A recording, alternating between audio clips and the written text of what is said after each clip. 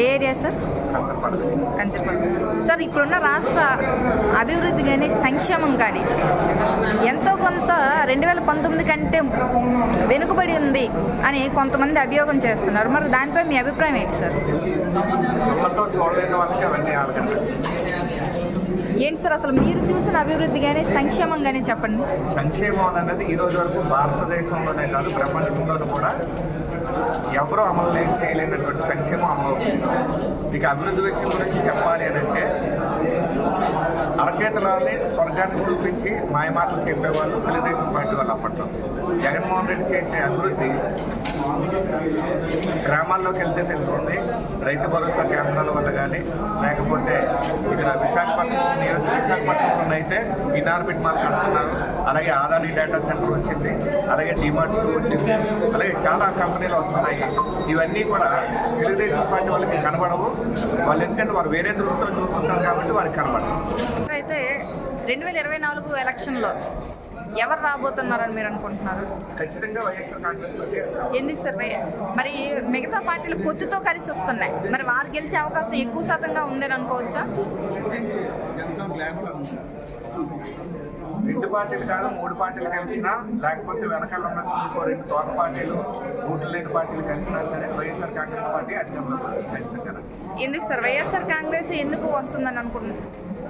2 ఏళ్ళు కరోనా కష్టకాలంలో కూడా ఇంట్లో తిండి తినడానికి, రోడ్డు మీద పనిచేయడం, వెళ్ళి బయటికి వెళ్ళి పనిచేయడానికి కూడా ఎవరి దగ్గర చిల్లు గెలవ లేని టైంలో కూడా సంక్షేమం అనేది ఆదాయం తగ్గినప్పటికీ కూడా సంక్షేమం అనేది ఎక్కడ కూడా వణకకుండా దొరకకుండా అమలు చేసుకుంటూ వచ్చారు.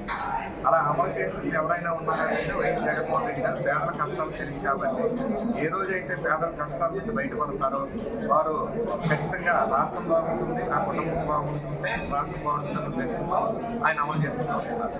అలాగే ఈరోజు విద్య మీద కానీ లేదా వైద్యం మీద కానీ ఆయన పెడుతున్నటువంటి ఖర్చు హ్యూమన్ అంటే మనిషి కుటుంబం, వారి తాలూకా కుటుంబం బాగుండాలి. వారి ఇంట్లో పిల్లలు చదువుకుంటే వారి కుటుంబం బాగుంటుంది, వారి కుటుంబం బాగుంటే గ్రామం బాగుంటుంది, రాష్ట్రం బాగుంటుంది అనే ఉద్దేశంతో చేశారు. అలాగే వైద్యం మీద పెడుతున్నటువంటి ఖర్చు చిన్న విషయం కాదు. ఇంతకుముందు మనం మెడికల్గా మన ల్యాబ్లో ఇంటికి వెళ్ళి టెస్ట్ చేయించుకోవాలని అనుకుంటే 500 రూపాయలు ఖర్చు అవుతుంది. అలాగే ట్యాబ్లెట్లకి మెడిసిన్స్కి కలిపి ఒక 1000 రూపాయలు 1500 రూపాయలు రాస్తుంది. కానీ ఆరోగ్య కేంద్రాల ద్వారా ఆరోగ్య కేంద్రాల ద్వారా సురక్ష ఆరోగ్య సురక్ష అనే కార్యక్రమం పెట్టి ఆ కార్యక్రమం ద్వారా ఫ్రీగా మెడిసిన్ అవ్వడం కానీ ఫ్రీగా టెస్ట్ చేయడం కానీ వల్ల కానీ ప్రతి వ్యక్తికి 1000 నుండి 1500 రూపాయలు మిగులుతున్నాయి.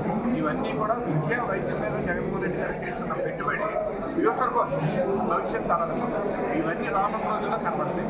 అలాగే ఐబీ స్టడీస్ అనేది కొత్తగా వచ్చే సంవత్సరం ఇంట్రడ్యూస్ చేస్తున్నారు. మామూలు మనలాంటి ఫ్యామిలీస్ కానీ ఎవరైనా సరే ఐబీ స్టడీస్ చదవాలి అంటే 1వ తరగతి చదువుకున్న పిల్లలు జాయిన్ చేయాలంటే 1వ తరగతి సుమారు 15 నుండి 20 లక్షలు. ఈరోజు ఆ స్టడీ కనుక గవర్నమెంట్ స్కూల్స్లో వస్తే పెద్ద స్కూల్స్లో చదివి స్టూడెంట్స్ పోటీగా పేదలందరూ కూడా ఆ దశగా ప్రయాణం చేసి భవిష్యత్తు 10 సంవత్సరాల తర్వాత వాళ్ళు 10th క్లాస్ అయ్యేసరికి మంచి చదువులు బయటకు వచ్చే అవకాశాలు ఉన్నాయి. ఇవన్నీ కూడా రాష్ట్రం బాగుండాలి, పేదలు బాగుండాలి, పేదల మంచి చదువు రావాలని ఉద్దేశంతో జగన్మోహన్ రెడ్డి గారు చేస్తున్నారు. కాబట్టి ఇవన్నీ అర్థం చేసుకున్న కెపాసిటీ ఈరోజు అందరికీ ఉంది. ఎంత కష్టకాలమైన సంక్షేమ పథకాలు అమలు చేస్తున్నారు.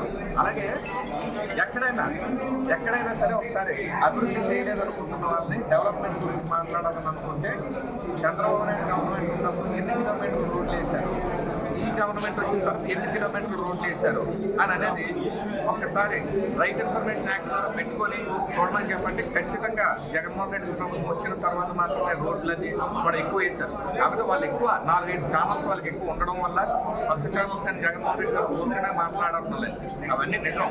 ఆ పచ్చ ఛానల్స్లో లేనివి ఉన్నట్టుగా చూపించడం వల్ల వాటన్నింటినీ ఎప్పుడు మంచి గురించి ఎక్కువ మాట్లాడుకోవాలండి. ఎవరు చెడు ఎవరైనా మాట్లాడుతుంటే దాని గురించి మాట్లాడతారు కాబట్టి దాన్నే ప్రచారం కల్పిస్తారు. నమస్తే సార్, మీ పేరు? పుష్పకండి. ఏ ఏరియా సార్ మీది? మదినపల్లి. ఏం చేస్తారండి? బిజినెస్. సార్, ఇప్పుడున్న రాష్ట్ర ముఖ్యమంత్రి పరిపాలన అనేది ఎలా ఉందండి అసలు? వైఎస్ జగన్మోహన్ రెడ్డి గారి పరిపాలన కంపారిటివ్ ఇంతకుముందు సీఎంతో పోల్చుకుంటే ఎక్స్ట్రాడనరీగా ఉందండి. బికాజ్ తను అనుకున్న కమిట్మెంట్స్ ఏదైతే ఉన్నాయో ఎలక్షన్ మేనిఫెస్టోలో ఎర్లియర్ ఇంతకుముందు 99.9% కంప్లీట్ చేసి మళ్ళీ ఎలక్షన్ వెళ్తున్నారు అతను. సో దానివల్ల జగన్మోహన్ రెడ్డి గారు అంటే పబ్లిక్లో కొంచెం ముఖ్యంగా లోవర్ క్యాడర్లో చాలామంది పీపుల్ ఇష్టపడడానికి కారణం ఏంటంటే సంక్షేమ పథకాలు ప్రతి ఒక్కరికి కూడా సాచురేటెడ్ పద్ధతిలో అందుతున్నాయి ప్రతి ఒక్కరికి. దానివల్ల జగన్ అంటే చాలామందికి ఇష్టపడుతున్నారు. సార్ ఏంటి సార్ మీరు ఇందాక అన్నట్టు 2019కి ముందు 2019 తర్వాత అంటున్నారు కదా, మరి దానిపై ఏంటి సార్ మీకున్న అవగాహన ఏంటి? ఫర్ ఎగ్జాంపుల్ సంక్షేమ పథకాలు తీసుకోండి. జగన్మోహన్ రెడ్డి గారు ఎలక్షన్లో పెట్టిన వాటిల్లో ఈరోజు ఏ పథకం తీసుకున్నా సరే కూడా వాళ్ళ పబ్లిక్కి పూర్ పీపుల్కి రీచ్ అయ్యే విధానంలో ఎక్కడ కూడా అవినీతి అనేది లేకుండా డైరెక్ట్గా వాళ్ళకి అకౌంట్లో క్రియేట్ అవుతుందండి. అది విత్ ఇన్ ద టైం లైన్లో. సో ఎక్కడ కూడా సెకండ్ పర్సన్ అనేది థర్డ్ పర్సన్. ఇదివరకు ఇంతకుముందు ఉన్న పొజిషన్ ఎట్లా ఉండేదంటే ఒక పెన్షన్ తీసుకోవాలన్నా ఆఫీసుల చుట్టూ తిరగాల్సిన పరిస్థితి ఏర్పడేది. ఇప్పుడు ప్రజెంట్ వాలంటీర్ వ్యవస్థ అనేది పెట్టి ప్రతి ఇంటికి గవర్నమెంట్నే తీసుకెళ్ళి ఇంటి దగ్గర చేయడం వల్ల చాలామంది పూర్ పీపుల్ లబ్ధి పొందారు. సో దానివల్ల జగన్మోహన్ రెడ్డి అంటే ఇప్పుడున్న సీఎంని పూర్ పీపుల్ ఇష్టపడడానికి గల మేజర్ కారణం ఏంటంటే ఎందుకు సార్ అసలు పూర్ పీపుల్ అని చెప్తున్నారు? మధ్యతరగతి వాళ్ళు కానీ పేదవారు కానీ జగన్ని ఎందుకు అంతలా ఇష్టపడుతున్నారు? ముఖ్య కారణం పూర్ పీపుల్కి కావాల్సింది ఏంటంటే ఒక ఇల్లు కానీ, సంక్షేమ పథకాలలో స్కీమ్స్, పెన్షన్ కానీ, ఆరోగ్యశ్రీ కానీ ఇలాంటి పథకాలు ఏవి తీసుకున్న సరే కూడా వాళ్ళకి అందరికీ రక్షణ ఉండేవి ఇంతకుముందు. తను వచ్చిన తర్వాత సాచురేటెడ్ పద్ధతిలో ప్రతి ఒక్కరికి రీచ్ అయినాయి. సో దానివల్ల జగన్మోహన్ రెడ్డి గారు అంటే అందరికి ఇష్టపడడానికి కారణం. ఈరోజు కూడా ఆయన కావాలని కోరుకుంటున్నారు. సార్ అయితే మిగతా ప్రతిపక్ష నాయకులు వస్తారు అని అనుకుంటున్నారు, మరి వారెందుకు సార్ మీరు రారు అంటున్నారు? ప్రతిపక్షాలు రావరు అనడానికి కారణం ఏంటంటే ఇంతకుముందు గవర్నమెంట్లో ఏదైతే చేస్తున్నారో వాళ్ళు దాన్ని మ్యాండేట్గా తీసుకునే పబ్లిక్ ఓటేస్తారండి. ఈరోజు జగన్మోహన్ రెడ్డి గారి గవర్నమెంట్లో ఏం జరిగింది, డైరెక్ట్గా సీఎం గారే చెప్తా ఉన్నాడు, నేను చేసిన సర్వీస్ ఏదైనా ఉంది అంటే కనుక మీకు రీచ్ అయిందంటేనే నాకు ఓటు అని చెప్పి డైరెక్ట్గా పబ్లిక్ చెప్తా ఉన్నారు. ఆయన ఆల్మోస్ట్ 53% పబ్లిక్కి డైరెక్ట్గా రీచ్ అయినాయండి. ఈరోజు దాదాపు అరౌండ్ 53%. ఆల్మోస్ట్ మనకు వచ్చేది ఓట్ షేరు 70 to 60%, 65 to 70% మధ్యలో వస్తుందండి. 53% డైరెక్ట్గా పబ్లిక్ రీచ్ అయ్యింది. సో అందువల్ల కాన్ఫిడెంట్గా తనే వస్తారు అని చెప్పేసి పబ్లిక్ అనుకుంటున్నారు. సార్ అయితే మిగతా పార్టీ నాయకులు ఉన్నారు కదా, వారికి ఎందుకు సార్ ఓటు వేయరని మీరు అనుకుంటున్నారు? ఇక్కడ ఓటు ఒకటండి.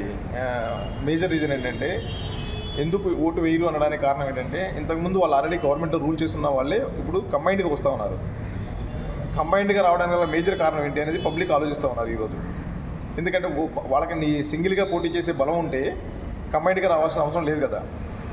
జగన్మోహన్ రెడ్డి గారు ఒకటే చెప్తా ఉన్నాడు, ఆయన ఎంతమంది కలిసి వచ్చినా సరే కూడా నేను సింగిల్గా వస్తాను, నేను పబ్లిక్ సర్వీస్ చేశాను, అందుకే మళ్ళీ నేను ఓట్లు అడుగుతా ఉన్నానని చెప్పేసి ఆయన గర్వంగా చెప్తున్నాడు. వాళ్ళు ఎందుకు చెప్పలేకపోతా ఉన్నారంటే సర్వీస్ సరిగా చేయలేదు కాబట్టి చెప్పలేకపోతా ఉన్నారు.